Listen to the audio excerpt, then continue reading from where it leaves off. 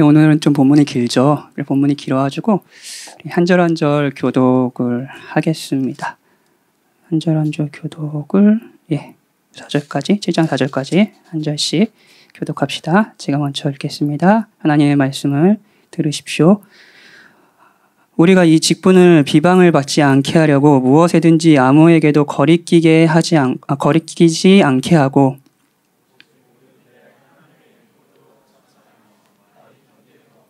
환난과 궁핍과 고난과 매맞음과 갇힘과 난동과 수고로움과 자지 못함과 먹지 못함 가운데서도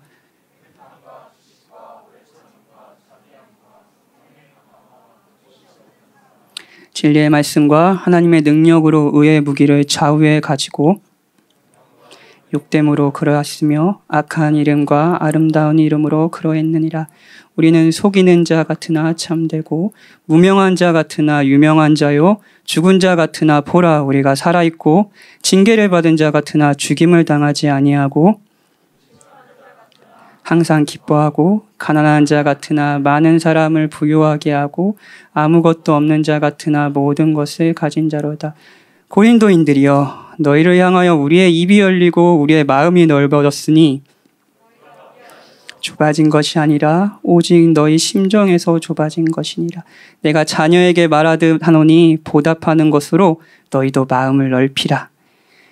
믿지 않는 자와 멍에를 함께 매지 말라. 의와 불법이 어찌 함께하며 빛과 어둠이 어찌 사귀며 그리스도와 벨리알이 어찌 조화되며 믿는 자와 믿지 않는 자가 어찌 상관하며 하나님의 성전과 우상이 어찌 일치가 되리요.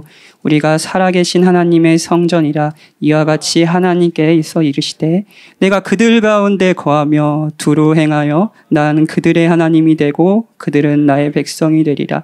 그러므로 너희는 그들 중에서 나와서 따로 있고 부정한 것을 만지지 말라. 내가 너희를 영접하여 너희에게 아버지가 되고 너희는 내게 자녀가 되리라. 전능하신 주의 말씀이니라 하셨느니라. 그런즉 사랑하는 자들아 이 약속을 가진 우리는 하나님을 두려워하는 가운데서 거룩함을 온전히 이루어 육과 영의 온갖 더러운 것에서 자신을 깨끗이 하자. 마음으로 우리를 영접하라. 우리는 아무에게도 불의를 행하지 않고 아무에게도 해롭게 하지 않고 아무에게도 속여 빼앗은 일이 없노라. 내가 이 말을 하는 것은 너희를 정죄하려고 하는 것이 아니라 내가 이전에 말하였거니와 너희가 우리 마음에 있어 함께 죽고 함께 살게 하고자 함이라. 나는 너희를 향하여 담대한 것도 많고 너희를 위하여 자랑한 것도 많으니 내가 우리의 모든 환난 가운데서도 위로가 가득하고 기쁨이 넘치는도다. 아멘. 다들 잘 지내셨어요? 오랜만이죠. 장염에서 살아왔습니다. 제가 정말 이렇게 길어질 줄 몰랐어요. 그래가지고 저도 당황하고 저희 교역자들도 당황하고 여러분들도 당황하신 분들이 계셨을 것 같은데 그렇게 제가 좀 자리를 비는 동안 많이 또 기도해 주시고 또 사랑해 주셔가지고 잘 회복하고 왔습니다. 감사합니다. 고린도후서 11번째 설교고요. 오늘도 그 11번째 중에 7번이나 다뤘어요. 바울이 자신의 사도권과 복음에 대한 변호를 하는 걸 오늘 7번째입니다. 오늘이 마지막이에요. 그리고 이제 다른 주제로 다음 챕터부터 들어갈 것 같습니다. 여러분, 이런 이야기를 하면서 오늘 설교를 시작할게요. 여러분에게는 가치관과 세계관이 있을 겁니다. 그렇겠죠? 그렇죠? 누구나 다 있으니까요. 가치관, 무엇이 가치 있고 가치가 없는지에 대한 자신의 기준입니다. 이거는 가치 있는 일이야. 이건 가치가 없는 일이야. 라고 여러분들의 나름대로의 판단들이 있죠. 그건 서로 간에 약간씩 다를 거예요. 그렇죠? 그리고 세계관은 세계를 바라보는 관점, 시각입니다. 어떤 사건이 일어났어요. 근데 그 사건에 대한 해석은 모두가 다르잖아요. 그 사건을 자신이 받아들이는 마음 같은 건 다르고 그 사건을 바라보는 시각은 달라가지고 어떤 사람은 되게 성숙하게 그 사건을 어떤 일들을 바라보고 어떤 사람들은 좀 미성숙하고 힘들게 하는 각자의 세계관들이 있을 거 아니에요. 그렇죠? 세계관의 차이 때문에 우리 그 현상과 일들을 해석하는 세계관의 차이 때문에 우리는 갈등을 겪기도 하고 차이를 느끼기도 합니다. 그렇죠? 여러분에게 가치관과 세계관이 있습니다. 예를 들어서 고난이 일어나면 모든 사람은 그 고난을 같은 방식으로 해석하지 않습니다. 그렇죠? 고난을 바라보는 시각이 다른 거예요. 그렇죠? 이게 세계관입니다. 여러분도 세계관이 있을 겁니다. 저도 있고요. 그렇죠? 그럼 질문을 한번 해볼게요. 자, 여러분의 가치관과 무엇을 가치 있게 여기는지, 그리고 여러분이 세상과 나를 어떻게 바라보고 있는지 그 세계관은 어떻게 만들어졌습니까? 이게 가치 있는 거야 라는 생각을 어떻게 하게 됐을까요? 우리는요. 처음부터 가치관과 세계관을 가지고 태어난 사람은 없잖아요. 그렇죠? 이제 제 둘째 아들이 이제 이현인데 이제 다음 달에 돌이에요. 11개월이에요. 엄청 잘 기어다니거든요. 요즘에 거의 팔이 막 거의 지금 얘를 좀 빨리 기어다니게 대회가 있으면 좀 보내면은 될 것 같다라고 싶을 정도. 아들 바보입니다. 예. 하여튼 요즘에 눈 잠깐 했으면 막 부엌으로 달려가 있고 고양이 방에 들어가서 고양이 물 먹는 것에 막 자기가 마시고 있고 막 그래요. 예, 그래가지고 그래서 이제 주시하고 있어야 돼요. 예. 저번에는 이제 고양이 밥에 이렇게 그걸 먹고 있으려고 하더라고요. 그래가지고 제가 기겁을 했는데, 하여튼. 근데 그 아이에게 가치관이 있을까요? 이제 막 기어다니는 아이에게. 돈을 벌어야 돼. 더 많이 가져야 돼. 그래야 행복할 거야. 더 많이 가진 삶이 가치 있는 삶이야. 이 아이가 할까요? 그런 생각을요? 아마 아직은 그런 생각을 하지 않을 거예요. 그렇죠?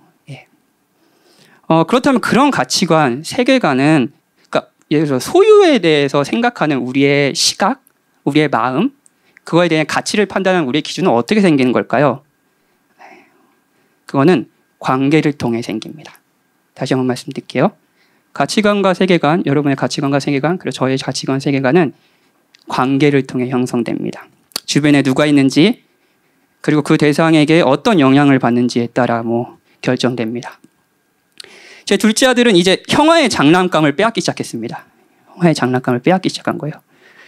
이제 박이안이라는 첫째 아들에게는 경쟁자가 나타났습니다.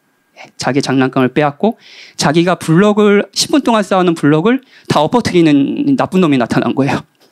자, 장난감을 빼앗어요. 그때 형이 이 아이를 어떻게 할까요? 뒷머리를 잡습니다. 뒷머리를 잡아요. 거의 무차별적으로 뒷머리를 잡고 엎어뜨립니다. 그러면 이제 아빠, 엄마가 그때 달려야죠. 그러면 동생은 그렇게 하는 거 아니야. 동생은 보호해줘야 돼. 약한 사람들은 보호해줘야 돼. 이게 이제 가치관이 돼야 될 텐데, 기도해 주세요. 하여튼 이제 이현이라는 둘째, 11개월 된 아가도 형아를 통해 가치관과 세계관이 이제 만들어지고 있을 거예요. 지금 그 경쟁 사회에서 힘이 세야 돼. 그래야지 내 걸 안 뺏길 수 있어. 형보다 강해야 돼. 강한 사람이 살아남는 거야. 더 빨리 기어야 돼. 팍팍팍. 형보다 더 빨리 가야지 아빠가 나를 안아줘. 그래가지고 제가 집에 딱 들어오면 박이현은 달려오고 박이현은 이게 막 기어오거든요. 박이현이 더 빨라요. 박이현은 좀 무게가 있어가지고 약간 느린데 엎어지기도 하고 달려오면서. 근데 박이현은 이렇게 따라오는데, 자, 그 아이도 형과의 관계 속에서 가치관과 세계관이 형성되고 있겠죠. 그리고 부모를 통해, 부족한 부모를 통해서도 가치관과 세계관이 형성되고 있을 겁니다. 여러분의 가치관과 세계관이 있을 겁니다. 그렇죠? 없는 사람은 없으니까요. 그리고 단언컨대 여러분은 그걸 가지고 태어나지 않았습니다. 여러 관계 속에서 영향을 받으며 자연스레 여러분이 된 거죠. 고린도 교회가 계속 이 얘기를 하고 있잖아요. 고린도 교회가 바울을 거부하고 바울이 가르치는 복음을 무시한다고 그랬잖아요. 그 무시했던 이유는 그들의 가치관과 세계관에 영향을 주는 어떤 무리, 거짓 교사라고 호칭하는 어떤 무리가 있었기 때문입니다. 그 무리의 주장은 이런 거였습니다. 바울과 같이 고난을 당하고 능력이 없는 자가 어떻게 사도일 수 있느냐? 그저 은혜로 받는 구원이 어떻게 가능하냐? 아니, 하나님 그렇다면 율법을 왜 줬겠냐? 율법을 지켜야지. 복음이 그러면 저 사람이 저렇게 고난당하는 사람이 전하는 그 복음이 믿을 만한 소식이냐라는 주장이었고, 고린도 교인들은 그들의 주장을 통해 그들의 주장을 계속 들었어요. 가깝게 하면서요. 그러면서 자신의 가치관과 세계관, 한 명의 사도를 바라보는 시각, 그리고 하나님의 말씀을 바라보는 시각, 율법을 바라보는 시각이 만들어진 거죠. 어떤 건지 아시겠나요? 그래서 바울은 자신의 사도권에 대한 긴 변호를 계속하는 거예요. 그들의 세계관과 가치관을 다시 만들어주기 위해서요. 그들을 가까이 하지 않고 나를 가까이 하면서요. 그래서 오늘 마지막에 이제 그 긴 변호를 마치면서 그리스도 교인들이 누구와 가까워야 하는지, 누구와 묶여야 하는지를 다시 한번 강조합니다. 오늘은 3가지 대지로 설교할 겁니다. 첫째, 믿지 않는 자와 묶이지 말라. 멍에를 같이 매지 말라. 둘째, 하나님과 묶여 있음을 기억하라. 그리고 하나님과 묶여 있는 자는 하나님과 묶여 있는 또 다른 사람들과도 묶인다. 교회를 통해 가치관과 세계관이 형성된다. 셋째, 복음은 우리가 그리스도와 묶였다는 것이다. 라는 것으로 오늘 3가지 대지로 마지막에 우리가 누구와 가까이 함으로 누구와 관계를 맺으면 우리의 가치관과 세계관을 형성해야 될지를 생각해보죠. 3절부터 13절은 조금 뒤에 다룰 거고요. 예, 오늘 14절을 먼저 보면서 생각해 볼게요. 너희는 믿지 않는 자와 멍에를 함께 매지 말라. 유명한 말씀이죠. 이 말씀 주로 언제 들으셨어요? 혼날 때 들으셨잖아요. 혼날 때. 예. 연애를 하는데 불신자 데려왔을 때. 그렇죠? 이렇게 그러면서 막 이렇게 목사님한테 설득하려고 저 불신자인데 결혼을 해야 될 것 같습니다. 하나님이 저를 통해서 이 사람을 거듭나게 하실지 어떻게 하십니까? 아니, 목사님 믿음이 없으신 것 같습니다. 그러면 목사님이 항상 이 말씀을 이렇게 꺼내시면서 이런 말씀이 있단다라고 이제 혼냈던 거 기억이 나시는 분 계시죠? 저랑도 몇 명이 그 얘기를 했던 것 같아요.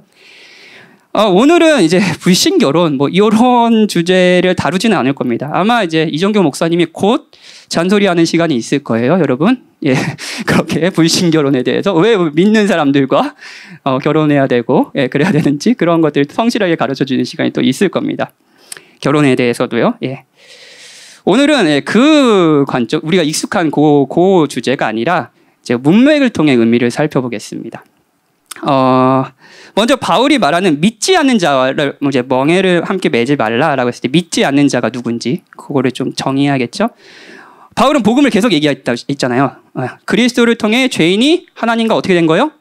화목하게 된 거. 그래서 그 5장에 보면 너희는 하나님과 화목하라 막 계속 그렇게 얘기했잖아요. 그렇죠? 이게 복음이에요. 예, 그리스도가 하신 일로 죄인들이 하나님과 화목해진 거예요. 하나님의 진노 아래 있고 영원한 하나님의 형벌을 받아야 되는 사람들이요. 그리고 자신의 사역이 뭐예요? 그러면 죄인들과 하나님을 화목하게 하는 사역이에요.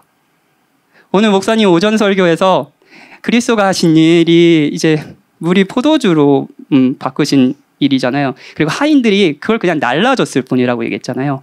바울이 나르는 건 그렇습니다. 그리스도가 하신 일을 통해서 죄인들이 하나님과 화목해지는 일을 날라주는 거예요. 그리고 그 날라주면서 정말로 한 사람 한 사람이 그리스도 안에서 변화되고 새롭게 태어나는 모습을 놀랍게 보는 거죠. 이게 바울의 사역이었습니다. 예. 그런데 자신의 사역을 인정하지 않는 거예요. 예, 믿지 않는 거예요. 자신의 사역과 복음을 무시하는 거예요. 문맥을 통해 보면 쭉 지금까지 하는 문맥을 통해 보면 믿지 않는 자들은 바로 이렇게 잘못된 세계관과 가치관을 통해 바울과 바울의 복음을 거부하라고 가르치는 거짓 교사들을 의미할 겁니다. 1차적으로는요. 그러면은 멍에를 함께 치다, 멍에를 매다라는 함께 매다라는 것은 무슨 의미일까요? 이 단어는 신약 성경에 이렇게 이 한 단어인데 이렇게 합성어인데 이 단어는 딱 한 번 나옵니다. 근데 서로 맞지 않는 짝과 같이 멍에를 맨다는 거예요. 그 짐승들이 이렇게 소가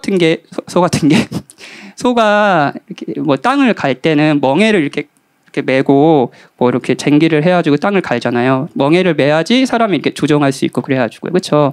그 멍에를 이제 다른 종류의 크기의 짐승이나 뭐 다른 종류의 이제 짐승이 크기나 종류의 짐승이 함께 멍에를 매고 균형을 잃어버린다는 건 의미입니다. 소 2마리가 있어요. 비슷한 뭐랄까요? 크기의 소가 있어요. 그런데 멍에를 같이 줬어요. 그러면은 훨씬 2배, 3배 효과를 낼 거 아니에요. 그 일의 능률이 더 높아질 거 아니에요. 근데 소와 돼지가 멍에를 같이 메고 있는 거예요. 그럼 일이 될까요? 못 갈 거 아니에요. 마치 이런 거 같습니다. 이 말은 단순히 이 말이 의미하지 않는 것부터 얘기할게요. 믿지 않는 자들, 그러니까 복음을 의미 없게 드리고 이런 자들과 단순히 함께 하지 말라는 것이 아닙니다. 우린 같이 일을 해도 되고요. 같이 이야기를 나누고 사랑해도 됩니다. 이렇게 같이 시간을 보내도 됩니다. 여러분들 그런 친구가 있다면 이런 친구 믿지 않는 자 얘랑 만나지 말라 그랬어. 아닙니다. 함께 사랑하고 섬길 수 있습니다. 예. 우리 도시에 함께 살아야 되잖아요. 함께 해야 됩니다. 그런데 그 믿지 않는 자들, 그들도 세계관과 가치관이 있겠죠? 그렇죠? 무엇을 가치 있게 여기는지, 그리고 자신이 어떻게 살아가야 되는지, 그리고 현재 일어나는 일들을 어떻게 해석하고 있는지에 대한 나름대로의 가치관과 세계관이 있을 거 아니에요. 믿지 않는 자들도 있고요. 우리도 있고요. 근데 멍에를 함께 지지 말라는 것은 함께 하되 같이 시간을 보낼 수는 있지만 그들의 가치관과 세계관으로 영향을 받아서 휩쓸리지 말라는 이야기입니다. 이게 멍에를 함께 매지 말라는 것의 의미예요. 앞서 말한 대로 제가 아까 서두에 이렇게 얘기했잖아요. 인간은 가치관과 세계관을 모두 관계 속에서 얻습니다. 여러분 모두 그랬을 거예요. 예를 들어 하나 설명할게요. 이게 좀 어떤 분들에게 힘든 예일 수 있는데 사실은 이 고린도후서에서 또 다루는 이제 후에 또 연보에 대해서 다루면서 아주 집중적으로 다룰 텐데 가난이라는 문제가 중요한 부분이기 때문에 요거를 조금 예를 들어서 설명하고 싶어요. 자, 가난은 힘듭니다. 그렇죠. 힘든 거죠. 모두가 인정하실 거예요. 우리 중에는 정말 심각한 가난을 경험한 분도 계실 것이고 비교적 부유한 삶도 산 분도 계실 겁니다. 어떤 분은 하루의 끼니와 잘 것을 걱정하는 가난을 경험해 본 분도 계실 것이고요. 단순히 내가 갖고 싶은 물건을 갖지 못하는 가난을 경험한 분도 계실 겁니다. 그래서 각자가 겪은 가난의 무게는 다를 거예요. 절대 같다고 이야기하는 건 아니에요. 그런데 가난을 겪어보지 못한 사람은 없습니다. 자기 나름대로의 가난을 겪죠. 그리고 자신이 겪은 가난의 경험을 통해 가난은 힘든 것이다라는 것을 모두가 알고 있어요. 그렇죠, 여러분? 예. 성경도 마찬가지입니다, 여러분. 성경은 가난이 힘들고 어렵다라는 것을 무시하지 않습니다. 가난은 힘든 것이라고 이야기해요. 정말이에요, 여러분. 그런데요, 성경이 이야기하지 않는데 우리가 가난에 대해서 갖고 있는 생각이 있습니다. 성경은 이렇게 얘기하지 않는데요, 우리가 가난에 갖고 있는 세계관이 있어요. 그게 뭔지 아세요? 이런 거예요. 너의 소유가, 너가 갖고 있는 것이 곧 너의 가치다. 그런 의미에서 가난한 너는 가치 없는 인간이다. 다시 한번 말씀드릴게요. 너의 소유가 곧 너의 가치다. 그런 의미에서 가난한 너는 가치 없는 인간이다. 이런 생각 해보셨어요? 전 많이 해봤거든요. 우리는 이 가치관과 세계관을 어디에서 얻었을까요? 저는 관계에서 얻었다는 것을 확신합니다. 초등학교 저학년 때, 저는 이제 아버지가 좀 일찍 돌아가셔가지고 초등학교 저학년 때는 이제 저 어머니와 이제 둘이 살았습니다. 그리고 뭐 그렇게 부유한 삶은 아니었죠. 그래서 이제 작은 단칸방에서 어머니와 같이 살았어요. 그런데 그 단칸방에는, 그 작은 방에는 친구들이 진짜 많이 놀러 왔어요. 되게 많이 놀러 왔어요. 친구들도 놀고, 동네 친구들, 학교 친구들도 초대하고, 엄마가 떡볶이 해주시면 떡볶이도 먹고, 이렇게 되게 재밌게 놀았던 것 같아요. 그런데 그 친구들 중에는 90년대 초반, 제가 이제 88년생인데 90년대 초중반에 벌써 뭐 엘리베이터가 있는, 그때도 뭐 아파트가 많이 있었지만, 아파트에 사는 친구가 있었어요. 그 친구 집에는 뭐 야구를, 그 거실에서 야구를 해도 될 만큼 엄청 집이 큰 거예요. 예. 그런데 그 친구 집에, 그 친구도 우리 집에 놀러 오고, 저도 그 친구 집에 가가지고, 우와, 좋다. 여기서는 야구를 해도 돼. 축구를 해도 돼. 뭐, 물론 해서 엄마한테 혼났지만, 예. 그래서 재미있게 놀았던 것 같아요. 그 친구 집에 가서요. 그 친구도 저희 집에 놀러 오고요. 네, 이렇게 같이 논 거예요. 생각해보면 초등학교 저학년 때는 정말 그랬습니다. 예, 그랬어요. 그런데 어느 순간부터 집에 친구를 초대하는 게 부끄러운 거예요. 그리고 좋은 집에 사는 친구를 보면 주눅이 드는 거예요. 어깨가 이렇게 축 내려가는 거죠. 왜 그랬을까요? 저는 이게 관계 속에서 생겼다고 확신합니다. 가난에 대한 주변 사람들의 생각이 단순히 어렵겠구나 해서 머무르지 않고 묘한 무시와 거부감, 이런 것들을 본능적으로 느낀 것이 아닐까요? 그리고 점점 저의 머릿속엔 가난은 단순히 힘든 것이 아니구나, 이 가난한 나는 정말 가치 없는 거구나 라는 생각과 세계관과 가치관을 머릿속에 넣었겠죠. 난 성공해야 돼, 난 이 가난에서 벗어나야 돼. 그래야지 가치 있는 사람이 될 수 있어. 나는 부모님과 같이 가난해지지 않을 거야. 나는 돈을 벌어야 돼. 그래서 부모님을 행복하게 해드려야 돼. 이런 생각을 하는 거죠. 그런데 정말 가난이 나의 가치일까요? 여러분, 정말 그럴까요? 또 다른 이야기를 해볼까요? 신앙 지키는 거 좋아. 주일날 예배 드리는 거 좋지. 그런데 일단 먹고 살아야지. 예배 드린다고 밥 먹여주냐? 라는 생각은 어디에서부터 왔을까요? 그리스도가 나의 죄를 위해 죽으셨다. 듣기 좋은 말이지. 그런데 이게 현실적이지 않아. 전 이 말을 정말 많이 들었어요. 현실적이지 않아요. 저에게 더 큰 현실이 있다고요. 그 현실을 살아가는데 도대체 그 그리스도가 나를 위해서 하셨던 일이 무슨 의미입니까?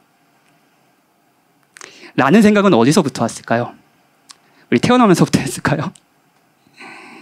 우리가 가지고 있는 생각은 모두 관계 속에서 왔습니다. 그런 의미에서 진짜 여러분에게 진지하게 묻고 싶어요. 진지하게. 고민해 보십시오. 여러분은 지금 이 시간에 정말 권위를 두고 영향을 받고 있는 사람이 누구입니까? 가치관과 세계관을 누구와 공유하고 있나요? 여러분을 형성하는데, 여러분이 어떤 지금의 상황을 해석하는데 가장 크게 영향을 준 사람은 누군가요? 여러분 누구와 멍해를 메고 있습니까? 사람이 아니라면 어떤 대상과 시간을 보내는 것을 즐거워합니까? 그리고 어떤 사람 혹은 대상이 여러분을 형성해 나가고 있습니까? 여러분을 박현진을 만들어가고 있을까요? 어떻게 살아야 되는지, 행복은 무엇이고 그것을 위해 무엇을 해야 되는지 여러분들 생각하는 걸 누구와 함께 공유하고 누구를 통해 만들어가고 있습니까? 여러분은 누구와 함께 멍해를 메고 있기에 복음을 의미 없게 여기고 하나님의 말씀을 무시하면서 살아가고 계십니까? 바울은 자신의 고난을 보며, 바울 자신이 당한 고난을 보며, 그리고 능력 없는 모습을 보며 그가 사역자의 일이 없다고 말하는 거짓 교사들의 판단에 영향을 받아서 자신과 복음을 거부하는 고린도 교인들에게 애타는 마음으로 믿지 않는 자와 멍해를 함께 매지 말라. 그들을 통해 너의 가치관과 너의 신앙을 형성하지 마. 세상을 바라보는 너의 마음을 형성하지 마. 라고 얘기하고 있는 거예요. 그러면서 바울은 믿지 않는 자와 자신을 비롯한 믿는 자들, 고린도 교인들이 정말 다른 존재임을 서로 상합할 수 없는 것을 비유로 말합니다. 의와 불법, 빛과 어둠, 그리스도와 벨리알. 벨리알은 사탄을 의미합니다. 믿는 자와 믿지 않는 자, 하나님의 성전과 우상, 이건 서로 도저히 같이 물과 기름과 같은 거죠. 섞일 수 없는 거잖아요. 너희 섞일 수 없는 거야. 그렇게 가치관과 세계관에 영향을 받을 수 없는 존재라고 막 이렇게 얘기하고 있는 거예요. 그러면서 이런 얘기를 하나님의 성전이라고 얘기합니다. 하나님과 묶여 있다는 거예요. 너희는 그들과 묶여 있는 자들이 아니야. 그들과 멍해를 메는 자들이 아니야. 너희는 하나님과 묶여 있는 자들이야. 이 두 번째 대지죠. 그러면서 수많은 구약 본문을 인용하면서 말합니다. 내가 그들 가운데 두루 행하여, 레위기 26장 12절, 나는 그들의 하나님이 되고 그들은 나의 백성이 되리라. 전형적인 구약 속에서의 언약 문구죠. 레위기에서도 나오고 예레미야 31장 1절에서도 나옵니다. 내가 너희를 영접하여, 에스겔 20장 34절, 너에게 아버지가 되고 너희는 내게 자녀가 되리라. 이거 솔로몬에게 하신 약속이에요. 다윗에게 하신 다윗 언약에 나오는데 솔로몬을 통해 이루어질 약속이에요. 그 약속이 우리에게 이루어졌다는 거예요. 사무엘하 7장 14절. 구약 전반의 말씀을 인용하면서 믿지 않는 자가 묶여서 그들의 세계관과 가치관에 영향을 받는 고린도 교인에게 이렇게 얘기하는 겁니다. 아니다. 너희는 그들과 묶여 있지 않다. 너희는 하나님과 묶여 있다. 하나님의 언약 백성이다. 너희가 하나님의 성전이다. 하나님이 너희 안에 계신다. 너희는 하나님의 자녀다. 하나님이 솔로몬에게 약속한 이 약속이 바로 너희의 약속이다. 전능하신 주가 말씀하셨다라고 말하고 있는 거예요. 그 믿지 않는 자들을 통해서 너의 가치관과 너의 세계관을 형성하면 안 된다. 너희는 하나님과 묶여있다. 너의 가치관과 세계관, 지금 시각을, 상황을 바라보는 시각은 너희가 하나님과 묶여있다는 거, 그분의 언약 관계에 있다는 거, 그분의 사랑을 받고 있다는 것에서 해석해야 된다. 거기서 너의 가치관과 세계관이 형성돼야 된다라고 이야기하고 있는 거예요. 자, 여러분, 거룩하다는 것, 거룩하다는 건 많이 들으셨지만 구별됐다는 거죠. 세상과 다른 거예요. 구별됐다는 것은 여러분의 가치관과 세계관을 형성하는 데 있어서 하나님의 말씀에 집중한다는 것을 의미합니다. 여러분이 하나님과 묶여있다, 하나님과 관계되어 있다는 것에 집중하는 거예요. 다른 어떤 말보다요. 다시 한번 말씀드릴까요? 다른 어떤 말보다요. 다른 어떤 관계 속에서의 말보다요. 그걸 의미 있게 여기는 거예요. 주일마다 듣는 말씀, 하나님이 여러분을 어떻게 여기시는지, 또 하나님이 여러분이 그리스도를 통해서 베푸신 사랑이 얼마나 큰지, 그거를 의미 있게 여기는 거예요. 가장 권위 있게 듣는 거예요. 그 속에서 여러분들의 가치관을 형성해 나가는 거예요. 이게 거룩입니다, 여러분. 가장 가치 있는 분이 여러분을 향해 여러분의 자녀라고 말씀하세요. 정말 그렇습니다. 내가 너희 하나님이다라고 말씀하십니다. 여기에서 가치관을 얻는 거예요. 아, 나의 가치는 가장 가치 있는 분이 나를 어떻게 여기시는가에 있는구나. 이거구나. 에서 가치관이 만들어지는 거죠. 여러분, 이거 거짓말이 아닙니다. 그리고 여러분, 오직 성경만이 이렇게 가난에 대해서 이야기해요. 가난에 대해서 해석하는 세계관도 이렇게 바뀔 수 있습니다. 성경은 이렇게 얘기하거든요. 아, 너무 좋아요. 성경만이 이렇게 얘기한다는 것이요. 그의 거룩한 처소에서 계신 하나님은 고아의 아버지시며 과부의 재판장이시라. 시편 68편 5절. 세상은 가난이 여러분들의 가치라고 얘기합니다. 여러분의 소유가 여러분의 가진 능력이 곧 여러분이라고 얘기해요. 그리고 여러분은 많은 무시를 당하셨을 거고, 내가 가치 있는 인간이 되려면은 더 많이 소유해야 된다는 생각을 자연스럽게 하셨겠죠. 여러분, 그 속에서 자연스럽게 여러 사람들, 여러 성공한 사람들, 여러 대중매체를 통해서 그 가치관은 여러분들에게 의미 있게 여러분들이 듣게 되면서 여러분들의 생각과 여러분들이 형성됐을 겁니다.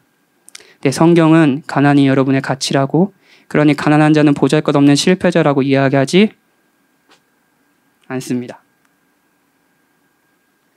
오히려 하나님이 모든 것의 주인인 그분께서 고아의 아버지시며, 고아는 아버지가 없는 사람이잖아요.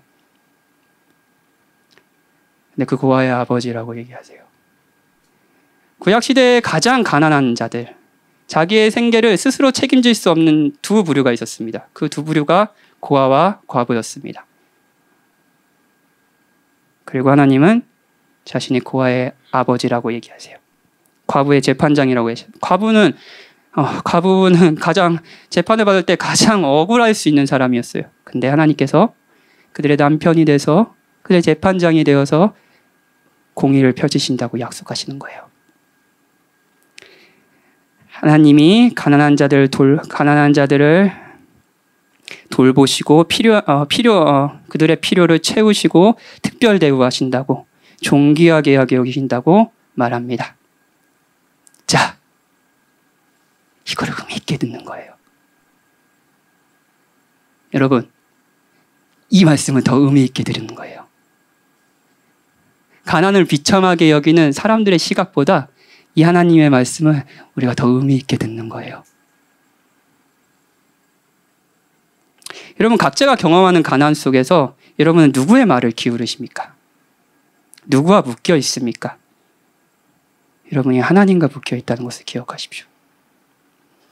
더 나아가 하나님과 묶여 있는 자들은 하나님과 묶여 있는 또 다른 사람들과 묶입니다. 이게 교회죠. 그렇죠?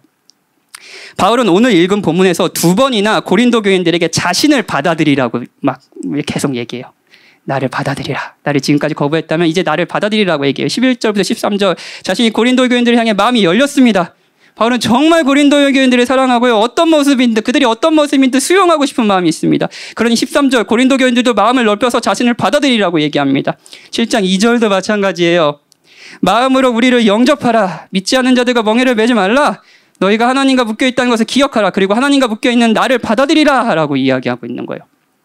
자, 저는 계속 이 논지 속에서 이야기하고 있어요. 한 사람의 가치관과 세계관이 관계 속에서 형성된다고 이야기했죠. 정말 그래요. 그렇죠?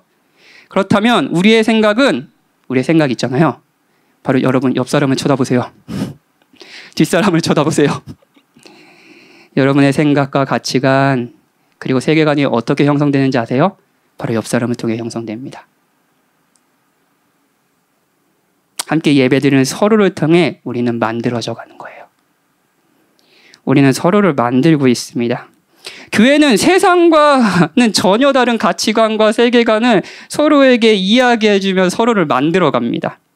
여러분의 설교를 듣고 설교를 나누고 어떤 책 모임을 하고 그리고 고난을 낳는 고민이 있는 거예요. 그 고민 가운데 고민을 이야기하자 옆에 친구들이 그한테 위로해주고 또한 그 상황에서 그 고민 가운데서 어떻게 하나님을 신뢰해야 되는지 또 어떻게 우리가 지금 가운데 소망을 가져야 되는지 복음을 답변해주고 그 시간들이 있잖아요. 그 시간들 어떻게 보면 우리가 참 의미 없게 여기는 그 시간들 그 시간을 통해 여러분이 가치관과 세계관이 형성됩니다.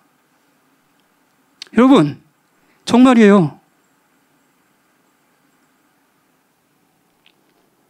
우리는 서로를 거룩하게 하는 자들입니다. 우리는 가난을 바라보는 세상과는 다른 세계관을 서로에게 이야기해 줍니다. 고난을 어떻게 바라봐야 되는지 우리는 서로에게 영향을 받습니다. 세상은 고난을 삶을 망치는 것이니 되도록 피하라고 이야기하지만 주변에 이런 사람이 있는 거예요. 고난도 하나님의 선물이고 우리를 다루시는 이번에 목사님이 계속 강조하셨던 또 그런 부분들이었죠. 한편으로 강조하셨던 그 삼손 말씀을 통해서요.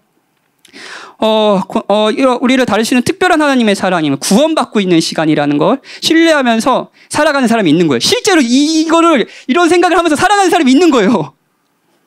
그 사람을 통해 고난에 대한 세상이 모르는 세계관이 당연히 영향을 받지 않겠어요, 여러분? 바울이 바로 그런 자였죠. 그는 고난에 대한 세상과는 완전히 다른 생각이 있었습니다. 6장 3절에서 8절까지 바울은 죄인들이 하나님과 화목해 되는 사역을 하기 위해 자신이 어떻게 사역을 했는지 온갖 고난을 당했다고 이야기합니다. 아마도 일반적으로 그 당시 사회 사람들이 생각할 수 있는 고난에 대해서 쓸 수 있는 모든 어휘를 총동원한 것 같아요. 8가지 막 단어를 사용하면서. 그래서 내가 이렇게 심하게 고난을 당했다. 근데 그 와중에서도 자신이 어떻게 복음 이 사역을 어떻게 했는지 이야기합니다. 그는 순수했고요. 하나님의 복음에 대한 지식으로 오래 참았고요. 자비를 잃지 않았고요. 성령의 능력으로 자신의 능력이 아니라 도우시는 성령의 능력으로 진실한 사랑과 진리의 말씀으로 무엇보다 하나님의 능력으로 고난 가운데서 사역했습니다. 자, 이런 사역자가 있어요. 다른 세계관과 가치관이죠. 이런 사람이 옆에 있어요. 그럼 이 사람을 통해 여러분의 세계관과 가치관이 형성되지 않겠습니까? 맞아. 하나님 저렇게 신뢰해야 되지. 맞아. 내가 약하다고 하고 내가 고난을 당한다고 해서 내 삶이 망한 것이 아니지. 맞아. 하나님이 이 상황의 모든 주인이시며 하나님이 이루시고 계시지. 이런 생각들을 자연스럽게 하지 않겠어요? 그리고 8절부터 10절까지 진짜 감동적인 이야기를 합니다. 믿지 않는 자들도 가치관과 세계관이 있다고 그랬잖아요. 그들도 그 가치관과 세계관으로 바울을 바라보고 있습니다. 그 시각 그리고 실제로 그가 변화된 그리스도를 믿음으로써 변화된 가치관과 세계관 그래서 그가 어떤 사람인지를 이야기합니다. 믿지 않는 자들은 그를 속이는 자라고 이야기했습니다. 거짓말하는 거예요. 그가 하는 모든 복음이 거짓말인 거예요. 그래서 사람들을 넘어뜨리는 자인 거예요. 하지만 그는 참된 사람입니다. 그는 실제하는 진리를 이야기하는 사람입니다. 믿지 않는 자들은 그를 무명한 자라고 이야기합니다. 잘 알려지지 않는 자. 그래서 쉽게 무시해도 되는 사람. 특별히 사도로서 인정과 자격을 갖추지 못하고 인정을 받지 못하는 자라고 생각했을 겁니다. 문맥 속에서. 그러나 실제로 그는 유명합니다. 단순히 인기가 많다는 말이 아니에요. 인정된 자라는 거예요. 하나님께 인정된 자라는 거예요. 하나님께 알려졌다는 거예요. 하나님이 그를 존귀하게 여기신다는 거예요. 믿지 않는 자들은 그를 죽은 자 같다고 이야기했습니다. 그의 고난을 볼 때 그는 미래가 없는 사람, 희망이 전혀 없는 사람처럼 보입니다. 하지만 그는 실제로 살아있습니다. 사라지지 않을 확실하고 영원한 소망이 있는 거예요. 바울에게요. 믿지 않는 자들은 바울이 하나님의 심판을 받는다고 생각했습니다. 그 고난을 당할 때요. 하나님이 그를 버렸다고 생각했습니다. 그러나 그는 심판을 받는 것이 아닙니다. 믿지 않는 자들은 바울의 약함과 고난을 볼 때 슬픔에 빠진 자 같다고 평가했습니다. 하지만 그는 어떤 상황에서 사라지지 않을 기쁨이 있습니다. 항상 기뻐합니다. 상황을 초월하는 영원한 기쁨이 있어요. 사람들은 그를 가난한 자로 봤습니다. 하지만 실제로는 자신도 부유하고 무엇보다도 많은 사람을 부유하게 하는 자입니다. 가장 중요한 소유를 가진 자예요. 하나님을요. 사람들은 그가 아무것도 없는 자 같다고 했지만 모든 것을 가진 자입니다. 하나님을 가졌으니까요. 하나님이 그를 존귀하다 하시니까요. 자, 바울은 복음을 믿고 기뻐하는, 그래서 세상과는 완전히 다른 가치관과 세계관을 가진 자신을 고린도 교인들이 받아들이고 함께해 주기를 원했습니다. 왜냐하면 고린도 교인들의 가치관과 세계관, 신앙관이 관계를 통해 형성되니까요. 바울은 믿지 않는 자가 아니라 자신, 그리고 복음을 기뻐하는 교회를 통해 그들이 형성되기를 바라는 거예요. 자, 그렇다면 마지막으로 바울은 어떻게 이렇게 세상과는 다른 가치관과 세계관을 갖게 됐을까요? 사실 바울이 지금 바울을 거부하는 그 거짓 교사들의 가르침, 세계관을 그대로 갖고 있는 사람이었어요. 율법주의자들의 최고의 율법주의자였죠. 그는 그리스도를 믿는 사람들을 죽이러 다니는 사람이었습니다. 하나님께 받아들여지는 근거가 오직 자신의 공로와 자신이 어떻게 율법에 순종했는지에 대해 달려있다라고 뿌리 깊게 생각했던 사람입니다. 근데 그가 가치관과 세계관이 바뀌었어요. 완전히 다른 신앙관이 생긴 거예요. 하나님을 바라보는 관점이 완전히 바뀌어버렸어요. 어떻게 그런 게 가능했을까요? 어떻게 그가 하나님의 언약 안에 있다는 것, 하나님과 묶여 있다는 것을 확신할 수 있었을까요? 관계가 우리의 가치관과 세계관을 결정한다면 그것을 결정한 바울의 관계는 무엇일까요? 그리스도입니다. 마지막 대지예요. 복음이죠. 바울은 그리스도와 묶여 있습니다. 그러기에 바울은 고난을 바라보는 세상이 모르는 시각, 세상이 자신을 평가하는 것과는 다른 평가를 하고 있는 거죠. 그리스도는 바울이 말한 바울의 생애와 그리스도의 삶이 얼마나 닮아 있는지 한번 생각해 볼까요? 그리스도는 4절부터 5절까지 바울이 언급한 모든 고난을 손수당하셨습니다.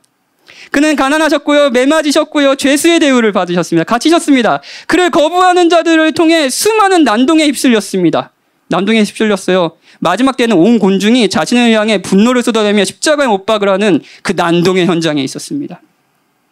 그분은 인간이 겪을 수 있는 모든 수고로움을 겪으셨고 자지 못하고 굶주리셨습니다. 왜 그러셨을까요? 아시나요? 그리스도가 왜 그러셨나요? 믿지 않는 자들은 그를 속이는 자라고 이야기했고 지금도 마찬가지입니다. 그는 사기꾼이다 라고 이야기하는 사람들은 지금도 존재하죠. 그런데 그리스도는 유일한 진리이십니다. 세상은 그를 무명한 자, 무시해도 되는 자, 인정받지 못한 자라고 이야기했습니다. 하지만 실제로 그리스도는 유명한 자, 인정된 자였습니다. 영광의 주께서 모든 이름에 뛰어난 이름을 그리스도께 주셨습니다. 세상은 그가 십자가에 죽을 때 그에게 미래가 없다고 이야기했습니다. 죽었다, 끝났다, 거짓말쟁이의 삶이 끝났다라고 얘기했습니다.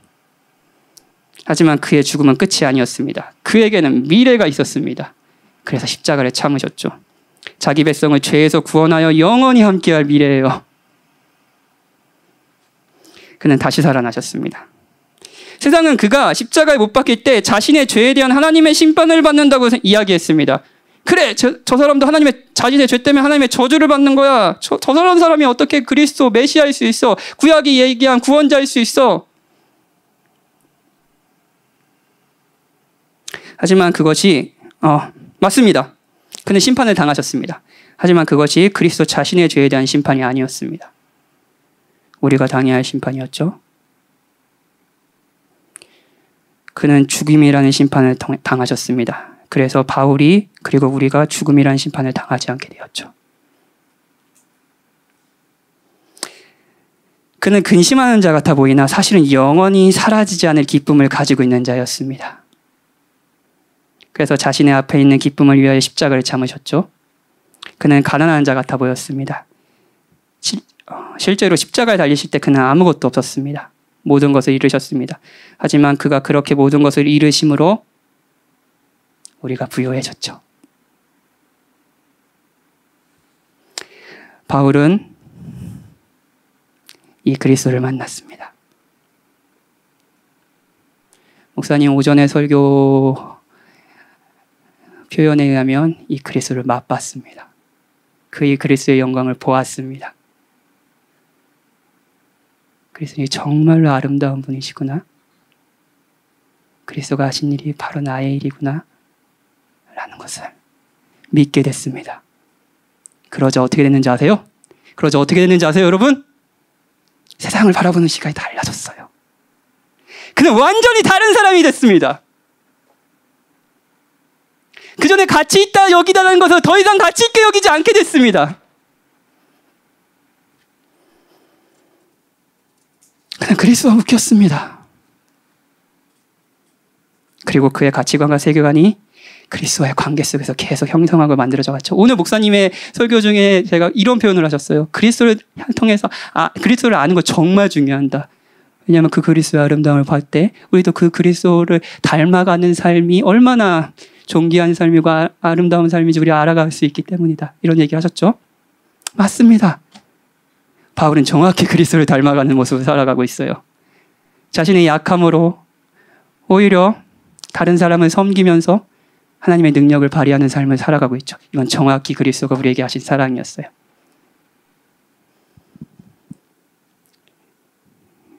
여러분, 사랑하는 여러분, 여러분을 형성하는 관계는 무엇입니까? 여러분은 지금 어떤 말에 귀를 기울이고 있고 여러분의 삶의 방향을 결정하고 있습니까? 이 복음을 기뻐하는 사람들과 묵히십시오. 대화를 나누세요. 고민을 나누세요. 그리고 서로 같이 답을 찾아가십시오. 복음을 계속 얘기해 주세요. 무엇보다도 그리스도와 묶이십시오. 완전히 새로운 여러분이 형성될 겁니다. 마지막으로 오늘 세 번째 찬양은 제가 추천한 찬양입니다. 아마 이제 젊은 친구들은 모두가 모를, 그래서 이 찬양 뭐야 이거 왜 이렇게 느리고 그렇지? 이제 제가 대학교 때 참 많이 듣던 찬양인데, 이 찬양을 이제 추천한 이유가 있습니다. 전부라는 예전에 소리엘이라는 아저씨들 두 분이 이렇게 굉장히 느끼한 목소리로 부르셨던 찬양인데, 웃으시는 분은 소리엘을 아시는 분들이겠죠? 그 찬양을 추천한 이유가 있어요. 제 경험 때문이에요. 이 경험을 이야기하면서 설교를 마치죠. 많은 분들이 제가 최근에 장염으로 입원했다는 것을 아실 겁니다. 힘들었어요. 진짜 힘들었어요. 장염이 흔한 병이죠. 예. 근데 병원에 입원한 적이 전혀 없었어요, 저는. 근데 저로서는 장염도 이 흔한 병도 정말 끔찍할 정도로 되게 힘들었던 병인 것 같아요. 예, 그래서 실제로 더 큰 병을 겪으시면서 힘들어하시는 분들의 마음이 정말 공감이 됐습니다. 이렇게 힘드시겠구나. 근데 아니 요 병 가지고도 이렇게 힘든데 더 큰 병들은 정말 힘드시겠구나. 특히 아주 정말로 큰 병의 죽음을 이렇게 사투를 벌이면서 사시는 분들의 마음이 얼마나 힘들까라는 생각을 많이 했던 것 같아요. 네, 이 흔한 병이 저에게 엄청 끔찍했어요. 염증 수치가 정말로 많이 올라갔거든요. 일반 장염 환자들보다 훨씬 비교도 안 될 정도로. 그래서 제 담당 의사, 내과 의사 20년 동안 하신 분이 내가 20년 동안 이런 장염 환자 처음 본다. 이렇게 젊은 사람들이 뭘 먹고 살았길래 이렇게 몸이 망가졌어요. 이렇게 얘기를 하셨어요. 네, 입원해서 5일 동안 거의 매일 39도, 38도 이렇게 고열에 계속 시달렸어요. 그래서 해열제 맞으면 좀 내려갔다가 식은땀 흘리면서 예열이 내려갔다가 또 시간이 지나면 열이 나고 이렇게 5일 동안 그런 거요. 또 코로나 기간이잖아요. 그래가지고 열이 나면 그냥 놔두지 않고 혹시 병원에서 감염됐을까봐 계속 코로나 검사를 코에 찌르는 거예요. 그래서 3번이나 코로나 검사를 하고 3번 동안 격리를 당했습니다. 그래서 저를 다 무장하신 간호사님들이 오셔가지고 미안하게 그래서 부르지도 못하게끔 그랬어요. 열이 날 때 진짜 힘든 게 뭔지 아세요? 경험해 보신 분들은 알 텐데 열이 나면 침대 시트가 엄청 뜨거워집니다. 그래가지고 막 몸이 막 너무 뜨거워요. 막 이렇게 해서 막 이렇게 그리고 이제 열이 나고 막 몸살이 오면은 막 아프거든요. 몸이 배도 아프고 막 몸이 따끔따끔 막 아파요. 그러면 최대한 막 이렇게 하면서 막 최대한 편한 자세를 딱 찾습니다. 그러면 그것도 아프고 그러면 막 편한 자세 하다가 잠을 깊게 못 자는 거예요. 그런데 이제 그러다 이제 설사는 근데 5일 동안 계속 되는 거예요. 그런 와중에 1시간마다 거의 막 거의 쏟아낼 게 없을 것 같은데 계속 나오더라고요. 거의 막 진짜 나 이거 진짜 이거 나 다시 더 회복 못하는 거 아니야라고 생각이 들 정도로 힘들었습니다. 근데 5일 동안 제일 힘들었던 게 뭔지 알아요? 그 5일 동안 제일 힘들었던 거? 뭐 이번은 12일을 했는데 처음 5일 동안 제일 힘든 건 금식이었습니다. 금식. 그 시간에 제일 금식 물도 못 먹거든요. 근데 그 시간에 제일 후회가 됐던 게 뭐냐면 주중에 제 교회에 있으면 매일 지영이가 점심시간마다 저에게 묻거든요. 뭐 드시고 싶은 거 없어요? 이렇게 물어요. 그럼 제가 뭐라고 대답했겠어요? 저를 아시는 분들은. 뭐 그냥 알잖아. 나는 다 좋아. 너가 골라줘. 라고 얘기했겠죠. 그렇죠? 근데 이런 생각 드는 거야. 이 바보야. 그때 짜장면을 먹고 싶다 그랬어야지. 짜장면을 먹고 싶다 그랬어야지. 왜 그때 목사님은 순댓국 국물 다 마시시는데 나는 왜 순댓국 국물 남긴 거야. 그거 다 마셨어야지. 막 이런 생각 드는 거예요.